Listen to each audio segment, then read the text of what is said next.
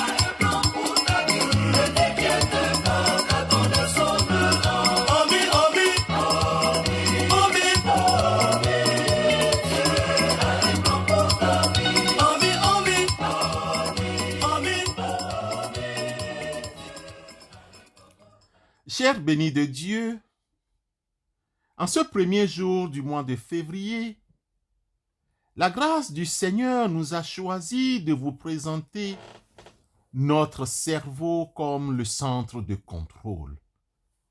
Cerveau, le nôtre comme le centre du contrôle. Oui, le cerveau humain représente une masse nerveuse contenue dans le crâne de l'être humain.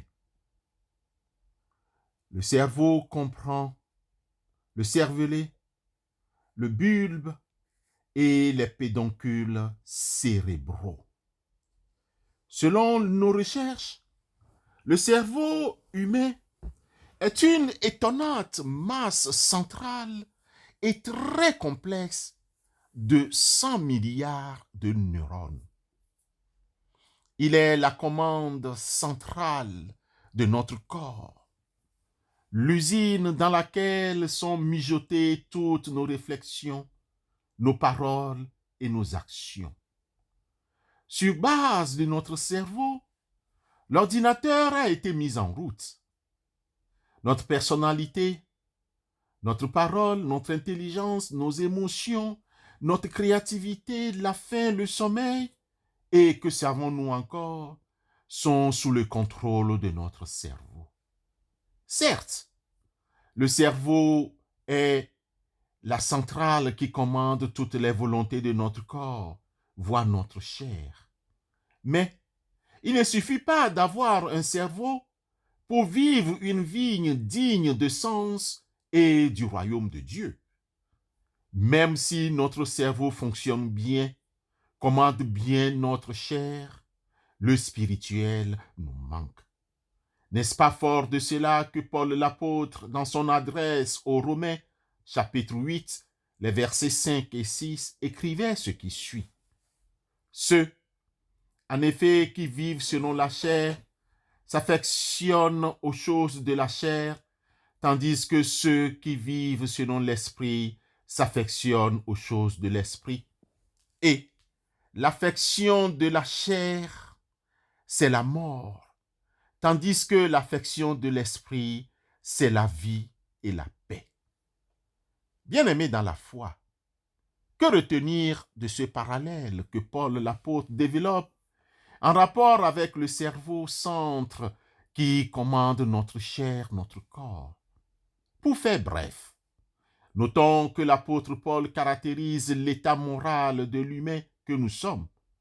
Il écrit encore: marcher selon la chair, verset 4, s'affectionner aux choses de la chair, verset 5, l'affection à la chair, versets 6 et 7, être dans la chair, verset 9, être redevable à la chair, verset 12, vivre selon la chair, verset 13, sont synonymes de ce qu'emploie Jésus quand il dit de l'homme régénéré: ce qui est né de la chair est chair.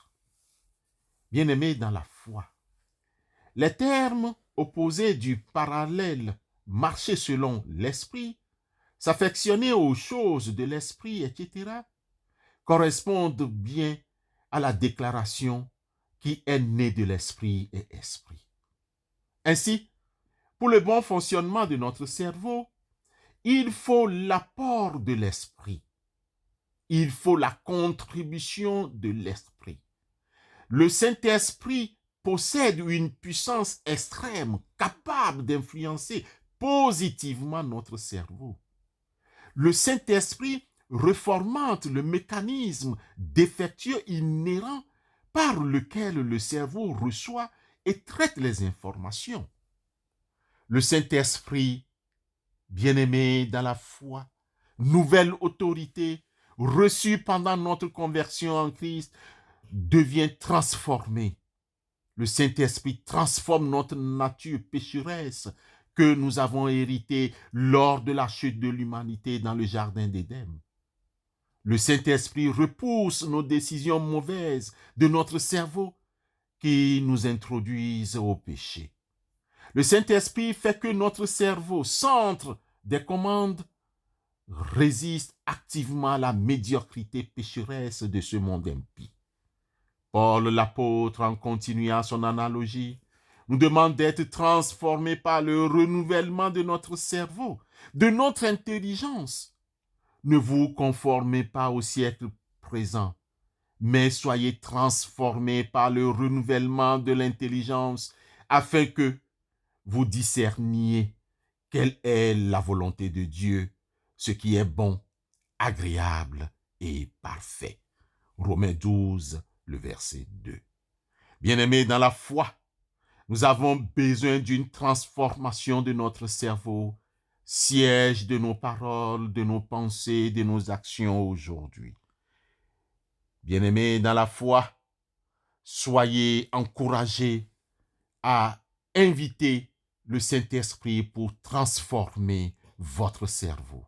Un cerveau influencé par le Saint-Esprit engendre une vie digne du ciel.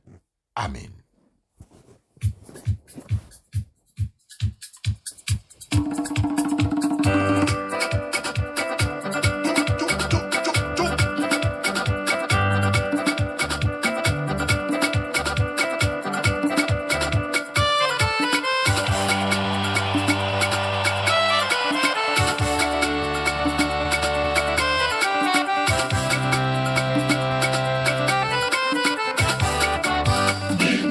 Changer, son nom c'est Yahweh.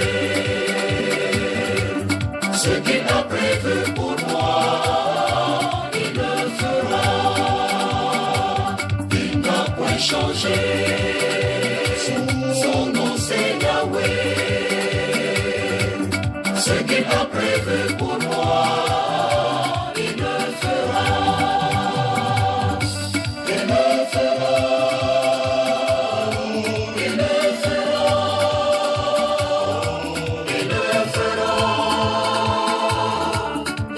Changer au bon ce qu'il a prévu pour moi.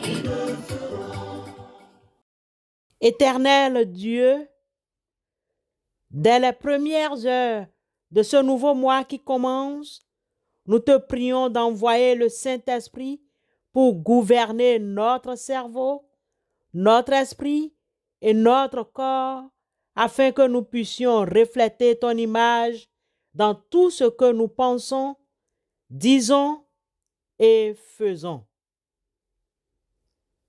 Dieu de toute grâce, Dieu de toute bienveillance, que ta volonté soit faite sur nous. Donne-nous le cerveau, l'intelligence et le discernement nécessaires pour vivre ta parole au nom de Christ Jésus. Donne-nous, Seigneur Jésus-Christ, de regarder au cours de ce mois notre prochain avec les yeux tout remplis d'amour. Nous désirons être patients, compréhensifs et doux. Ferme nos oreilles à toute mauvaise langue. Nous ne connaissons pas nos ennemis, mais si quelqu'un se déclare notre ennemi, prends-le en charge toi-même, car nous savons que toi, tu es avec nous. Protège-nous contre toute calomnie. Garde notre langue de toute malveillance, que seules les pensées qui bénissent demeurent dans nos cœurs, que nous soyons aussi bienveillants et si joyeux que tous ceux qui nous approchent sentent ta présence. Revers-nous de ta bonté, Seigneur, et qu'au long de ce jour, nous révélons toi, Jésus-Christ. Amen.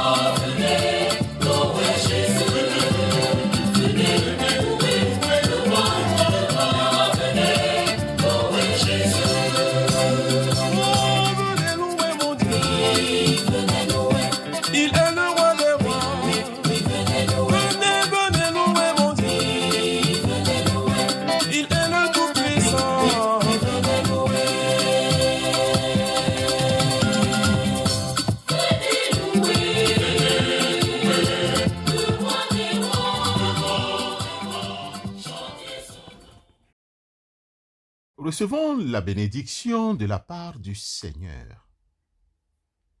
L'Éternel marchera lui-même devant toi. Il sera lui-même avec toi. Il ne te délaissera point. Il ne t'abandonnera point. Ne crains point et ne t'effraie point. Amen.